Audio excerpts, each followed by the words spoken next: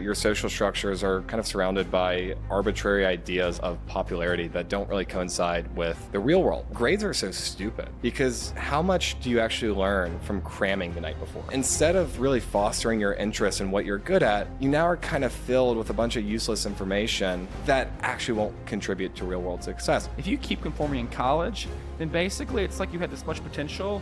You've been kind of like whack-a-mole down so many times, you're probably never going to come out of your hole again.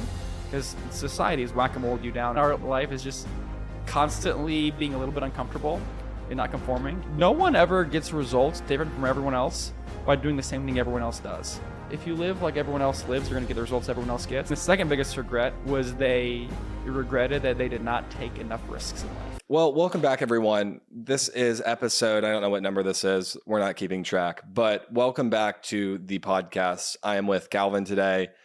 And we're just going to really dive into it. So I think today we're going to really try to hone in into like what makes, someone successful and kind of explore like, in traditional education, how you kind of have these like weird social structures that are like kind of predicated on like weird kind of, I don't know, maybe I don't want to say the word esoteric, but some kind of, just weirdness, right? Like it's like your social structures are kind of surrounded by arbitrary ideas of popularity that don't really coincide with the real world. And an implication of that is that you have people that don't really fit into that cohort of people and are socially isolated, but why that can actually be beneficial to them in the long run, and kind of like just explore like people have to coexist with other people. And Totally. there are some pros, but also some cons to that as well. So yeah, well, you realize that a lot of the social structures of school, the high schools and colleges, they seem like such a big deal when you're in the middle of them. Like when you're in high school, who likes who and who's cool and who's not cool. It's the most important thing in the world. And then you graduate. And I remember when this happened, you graduate. And all of a sudden, none of it matters anymore at all. No one cares. And it's all forgotten. And then if you try and like go back and talk about how cool you were in high school, it kind of just sounds dumb. It's like the memes of like the quarterbacks. So like the memes of like I saw this one TikTok. It was like a guy saying he was going to his high school football game. It was like, yeah, let's go Brady. Yeah, I would have made that catch. And then you hear like the coach yell, dude, you're 27. It's like, but it's like people peak in high school, and it's a real thing. Totally. The peak in high school thing. It's such a vibe, and people spend so much of their lives. I remember when you're just being in high school, so many of your peers and your friends, they spend the majority of their waking hours, and they care the most about sort of establishing themselves in this little highly temporary, highly artificial, highly subsidized culture where basically your parents fund you so you can live like you're independently rich, driving around your cars, and you work at Culver's on the weekends to make some of your own cash or whatever. And you think this is the real world because you come into adulthood in high school, and then every one of your early adult experiences in this high school world. You think it's what the real world is. But then you graduate high school and you're 18, 19, whatever, and it all goes away, and then you realize how futile and silly it all was. But still, I think some of that still gets replicated in normal college. And like just for the audience, totally. Like this is a fun conversation because I was extremely popular in high school and you were not. So like this. I'm really interested to see where this conversation goes. But yeah, I mean, I think that kind of idea of social or reliance on your parental figures does carry into college. And, I think more though in the high school context, it's interesting because, it's like, I think we've talked about this before. If you ask a group of little kids, like who's creative, right? Everyone will raise their hand. You go to a kindergarten. Yeah, they all do, right? Because they're all independently creative in their own way. You're made that way. You're made instinctually creative, right? Yes, a group of fifth graders, the same thing. You'll get maybe half the room. Then the cool kids that are like hyper insecure, about to hit puberty, like then don't raise their hands. And then you go into a high school classroom, you ask that, maybe only one or two kids. And, those two kids are probably socially isolated, right? They're doing their own thing. They have their own like thing going on in their world, and they don't really resonate with a ton of people, but they're probably really, really good at whatever that may be. And those kids, while they might be social outcasts to some degree, can actually really excel in an environment that really heightens to that specific niche that they enjoy, right? Yeah. And so I think that like the conversation is why is school designed that way, which is kind of an arbitrary question. But two, like, what is an implication of that? Like, why do we, like, if, like, say you're really good at, I don't know, art, right? And you can already, I could say this, everyone has that weird kid in their high school class that was like the artsy fartsy that was socially isolated from other peers. Probably they were weird, right? Like I like some kids are just naturally weird. That's like I'm like I don't want to like like people are generally weird, right? Everyone's weird in their own respect. Everyone's weird in their own respect. But like I think as we approach into the future where I think individuality is more important than ever, the freedom of expression of your true self, I think will help separate people, especially in an age where creativity and the ability to create is easier than ever. You know, how should we like really help young people think about how to be themselves? Yeah. I think you're basically touching on if you're a high school kid or a college kid, because college is basically just high school repeated, except less parental oversight, still parental funding, but less parental oversight. If you're a high school or college kid, how can you see through some of that which is fake and some of that which is going to go away, and how can you actually position yourself for what's next? Because the thing with high school and college, and I think I began to realize this when I was later on in high school, is that it's a transitional phase of your life. There's all these seasons of life that are transitional, where they take you from one stage and they move you to the next stage. And high school is a transitional phase where you move from adolescence, hopefully into adulthood, where you can be independent and create value on your own and bless society and bless people, and hopefully be prepared to have your own family and be happy one day. Or be single cat ladies. Or be a single cat lady, which hopefully most people don't pursue that life choice, because that doesn't lead to long-term happiness for the vast majorities that do. But high school is a transitional phase. And so since in a transitional phase, the dumbest thing you can do is get entirely wrapped up in the phase and trying to be cool then and there. Mm-hmm. Because if you do that, when the transitional phase ends and the next stage of life hits you, adulthood, coming after high school, you're not prepared for it. And that's what goes on with the majority of high schoolers, which we can chat about, is they don't realize it's a transitional phase. They think it's the end all be all. And so they put all their efforts and all their hopes and dreams into this end all be all. And then it's over. And then they're kind of stuck with nothing to show for it, and no real actual ability, no real connections. And then they have to start all over. Well, yeah, and I think you're right. Like, to that point, of schools do not reward kids on real world success or real world skills. Rather, you have them conform to, you have conformity where they conform to obedience and kind of like, the idea of grades, which there's a lot of schools, I don't know if you've seen this, that are actually starting to be gradeless schools, where you actually have metrics where, and this is really, really popular in a lot of homeschool pods that are quote unquote gradeless schools, where your actual measurement of success is coupled to real world impact and what you're actually doing in the real world. Because you think grades are so stupid, right? Because how much do you actually learn from cramming the night before? Like I was a really good student, right? I made really good grades. And granted, ask me some like arbitrary about the Constantine Empire. I will not be able to tell you that, but I probably aced the test. I probably did really, really well on it. But it's like we go to these structures, and it's like, go tell me the 3 pillars of why this social event happened and what were the causes of that, right? And then you say that, but it's like, okay, what was the incentive, right? You don't ask the underlying question. You kind of have the facts. The incentive right now is, for so many of them, it's not to actually prepare you for the real world. It's to teach you how to regurgitate information so you can get the score you want. It's basically, people always reverse engineer what the outcome is. So the outcome is just get a grade. Kids are going to learn. They're just going to learn how to short-term memorize stuff the night before. Mm-hmm. But back to that point of like, schools really, like schools, I think really do focus on conformity and obedience. Yeah. I think for kids that are really good at one specific thing and have a passion for one specific thing, it doesn't cater to foster that. And I think a really good example is I was listening to a podcast about Mark Zuckerberg. And Mark Zuckerberg was the founder and CEO of Facebook, now Meta.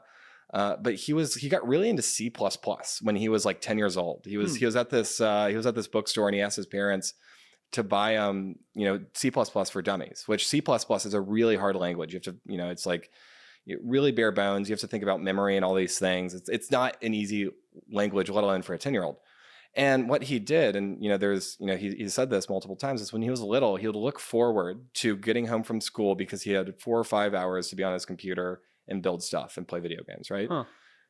That is like, if I see a kid that is really good at programming something as impressive as that at 10 years old, I'm going to take notice of that, or at least I should, right? Mm-hmm. But how does our school system work? Instead of like fostering those interests, they say, okay, now go learn, history, right? Now go focus your time on whatever this, and not that it's bad. I think everyone should have a base understanding of historical events. I think everyone in America should know the Constitution. But instead of really fostering your interest in what you're good at, you now are kind of filled with a bunch of useless information that actually won't contribute to real world success. But more importantly, too, on the social side of that, right? If I'm really good at something and I'm not being fostered, right? That's not being fostered to me. I'm now going to have this interest that doesn't necessarily coincide with, my social peers. And I'm going to have some sort of isolation because I have this interest that isn't really fostered in a community that truly expresses individualism or what I'm passionate about or what I'm really good at, and sort of enhances, as you kind of said, these like, I don't know, what is popular, right? Like the football game or who likes who or what, like, right? It's kind of in some regard meaningless that is forgotten.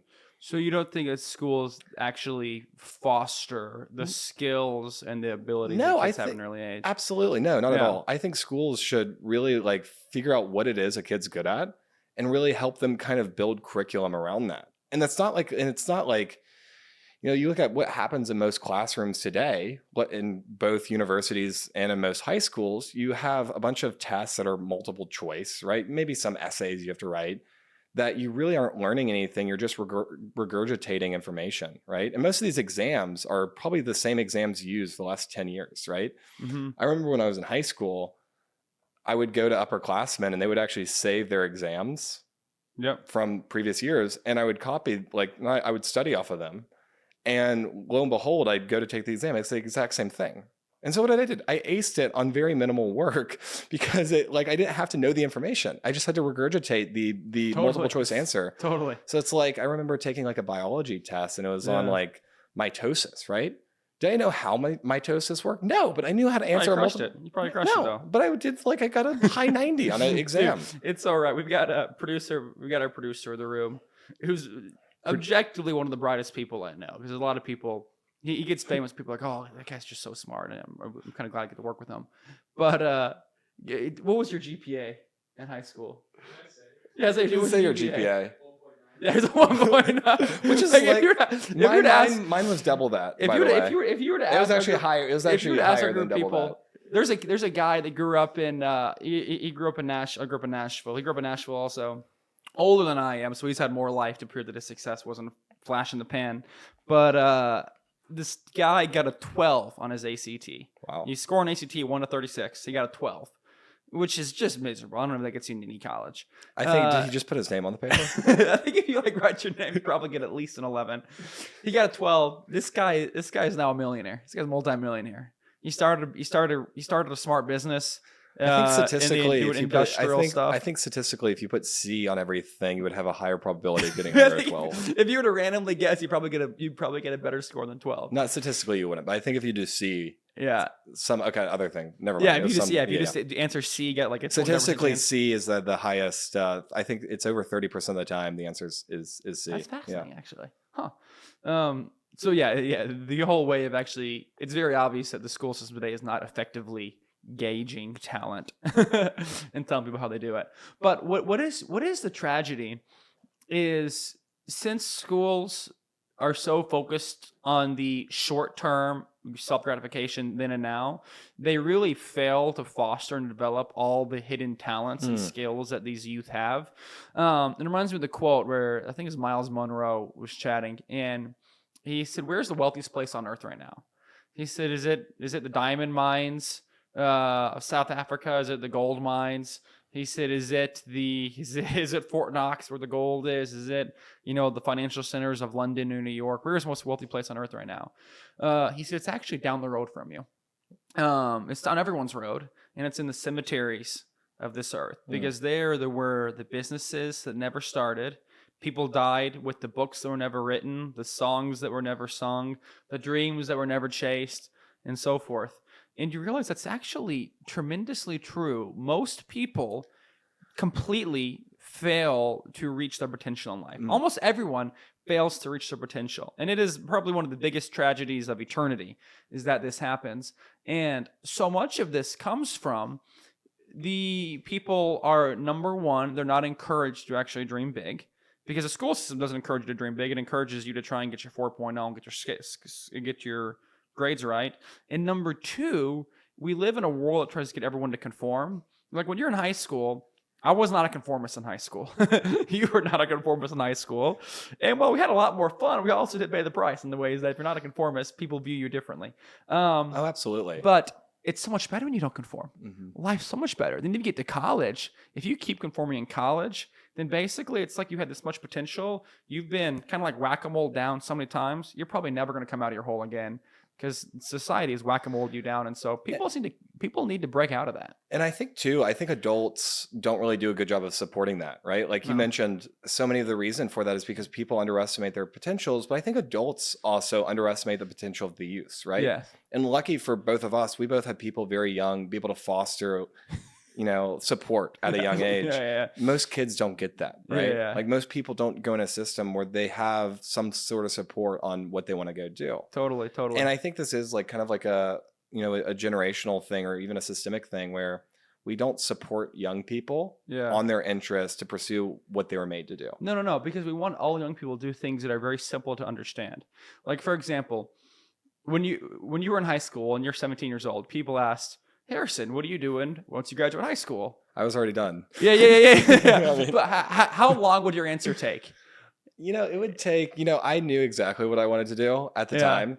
So it would be, I would kind of look at them and be like, well, I'm already kind of done. I'm working full time now. I'm already in college. I'm probably 40% of the way done at that time. Yeah. And they'd look at you like you're doing what? And then they'd say, now tell me, how's that work? Or what's going on there? It looks like it was a sheep with three heads. Yeah. They looked like they had never heard someone doing what you're doing. And it looked like you were weird. And so then they had to give a long answer. Absolutely. But it was socially isolating, right? Like I was like isolating. I was a kid that went to all the popular school parties and all. Like I was had friends, right? Yeah. And then I kind of like started at least two or three, right? Maybe. Let me count. Actually, I don't know. Sorry. No, but like I was socially a social conformer, I would say, right? I was really good at conforming. I had the same way when people would ask me. I did college while I was in high school, and so I finished college and high school at the same time. And it was great, and I was able to start working. But it was funny because I'd be 17 years old. People said, "Hey, so what are you doing after high school? What are you going for college?" And I always had this like slight little, sometimes a little like sigh, because I knew it was going to take a while to explain to them what I was going to have to do. I couldn't just say, "Oh, I'm going to Auburn next year." People said, "Oh, great, War Eagle." It was a simple answer. I'd say, "Well, I'm a junior in high school. I'm a junior in college also. And so I'm planning to start working in finance afterwards. That's my goal." And if I said that, people, oh my goodness, it was like a barrage of questions. And then you have the insecure, the insecure parents that then start comparing you to their children, and they get short with it. Like that was always the worst. Oh, so the only people that the older I got, I started telling kids that. Kids would be, when I was like freshman, I was like, I remember telling my friends, I was like, I'm gonna do college and high school at the same time, whatever. And people were like, "Oh, you idiot," like whatever, like, "Oh, nice try, Calvin." But as I got older, about to graduate, people were like, "Dude, I wish I'd done what you had done." Yeah. And so people really liked it. And then a lot of business guys thought it was awesome. Well, they were like, "Great job, dude." But you're right. The people that didn't like it were the people that were like social conformers. Well, they're social conformers. They're writing big checks for their kids to go to the school. And when I told them, I wouldn't say their school is dumb. I would just tell them what I was doing. I said, "Hey, I don't want to go to college. I can do my college remotely. Well, I'm in high school, so I'm saving 4 years. I'm gonna go start working because I want to." But the guys that had their names on college buildings, they thought it was awesome. Yeah, they thought it was awesome. Guys, it's like, then it was like your name is on multiple school buildings. It was like this mid-tier where they're not really like the leaders of society, but they're not really the plebeians. They're kind of in the middle. They would sometimes like all of a sudden start getting defensive, like, well, my son's going to XYZ universities. He really needs that experience. You got to get the college experience and everything. And they would start defending it. And I'd be like, dude, you must be really insecure. I'm not criticizing your kid at all. He can do what he wants. But they felt challenged by it. Oh, man. I have stories after stories on that. But like, here's the thing, right? It's like anything in life is hard to do at the beginning, right? Yeah. And like, people don't see long hours or late nights, at least in a company context, until it's built. Yeah. It's the same thing. Like, I guess what we both went through is like towards the end of our educational journey, people then appreciated that. And like, that is so awesome, right? Yeah. And it's like one of those things that I think with anything worth doing in life, it starts at a beginning where it doesn't make sense to people, right? Yeah. Like a laptop, like a computer that could go anywhere did not make sense to people. A phone that you could call anyone anywhere in the world did not make sense to anyone. No. A website about having a profile and being able to post pictures didn't make any sense to anyone. Not a bit. Even like a dating website, right? It was weird, right? I still think it is kind of weird, but like, you know, all these, or like Airbnb, like that's like how, like the guys at Airbnb, how many investors told them to just, you know, get out of here, like get out of my office. $85 billion company, right? Yeah, it's like it was always everything cool. Or Uber, at the beginning, right? Or like Uber, the idea that I'm going to get into a stranger's car and they're going to drive me from point A, like it was just like, what? And now, I mean, massive companies. And so anything you do in life won't make sense in the beginning to the masses, right? Especially like that mid-tier, right? Not the social conformers, right? Do not be a social conformer. Yeah. Social conformers are the worst people in life. Yeah. And they will never amount to anyone. It's probably like 80% of the world. 80% of the world, right? They won't amount to anything, right? Yeah. They'll always be a follower of someone and they'll always be insecure. Yeah. They're just terrible people, right? Well, not terrible people. They're people that are they're not gonna do anything. They're kind of like, they're NPCs in a sense. Really friendly people, but they're not actually changing the world. They're not actually changing the world at all. No, but I think you're really right. I think you're really right about that. No, if you want to change the world, don't conform, and just know that like people, it won't make sense to people, and that's that's how you know you're in the right place. I think. Yes, that if you're in the right place, if what you're doing does not make sense to people. Yeah, exactly. I think just like with school, when we were at school, it didn't make sense to people. Like what you're doing in college 4 years old, it didn't make sense to people. And then I got to school and started working early, and it was fine, you know. And people were like, oh, you're young, what you're doing it. But then I kind of got in that career, and it was really grateful to work for people there. But then I was like, I'm going to leave to do something else. And people are like, what are you doing? You're leaving that job? I'm like, you're just getting going there. Like, even well, there's something new. And then we do it into someone else, which was grateful for. And then to go to Eclipse, people are like, what are you doing now? Like, you're just getting established somewhere. And we were like, no, we got it. Even telling people like we're still in that. It's like my life, and our life is just constantly being a little bit uncomfortable and not conforming. Well, no, like even like when I remember like the conversation like we had when we started Eclipse is like, wait, y'all are starting like y'all are a bunch of 20-year-olds trying to start like a neo college, right? It's like what? Yeah. And then now we're kind of have something established. We have students that are crushing it. We have a lot of them and a lot of traction. Now it's like, oh my gosh, like go, you guys, like go. I've been here since day one. But then this is the point of like we're not going to get comfortable here. No, we're say, how can we keep doing more and more? Absolutely. Like I'm so excited about for Eclipse the roadmap of things to build to really revolutionize education from its beginning up. It's really exciting. Yeah. It's really an awesome time to be in education right now. I think the whole way that people are sort of we were talking earlier, going from adolescence to the real world is changing. Like the entire process, how you get educated, how you get credentialed, how you get degreed, how you get networked, how you get started in your career or start your business or whatever it may be, your respective field. That's all fundamentally changing right now in the modern world. Yeah. And so I'm so excited to be building around that, but it's continuing to be uncomfortable in a good way.